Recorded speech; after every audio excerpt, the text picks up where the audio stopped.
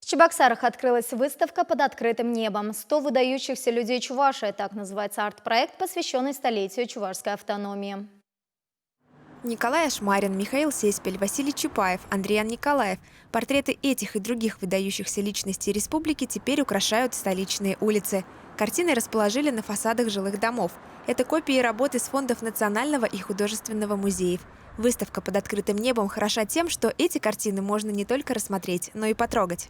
Прелесть этого проекта в том, что мы можем потрогать и почувствовать шероховатость художественного произведения. Картины напечатали с применением новейших разработок в области высокоточного сканирования и печати. Благодаря этому их сложно отличить от оригиналов. Только эти портреты не боятся ни влаги, ни солнечного света.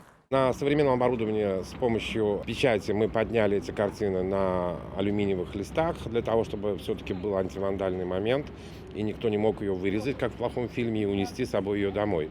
Рядом с каждым портретом висит табличка с кратким текстом о достижениях и заслугах выдающегося земляка. Картины развесили на 5 городских площадках. Из этой галереи я узнала только 3, а остальные мне не знакомы. И я, конечно, удивилась, как мы об этом не знали, и в школе нам об этом не рассказывали. Но я сейчас в город приехала из села, мне очень понравилось. Приятно, с полезным, и дела свои сделала, и интересно увидела, узнала.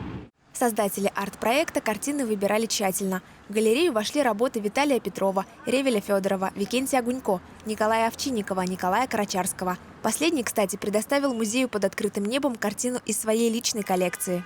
Раз в условиях коронавируса люди не могут прийти к нам в музей, мы себе сказали, тогда музей пойдет к людям. И решили сделать проект таким образом, что он рассказывает не только о людях, но и рассказывает о художниках.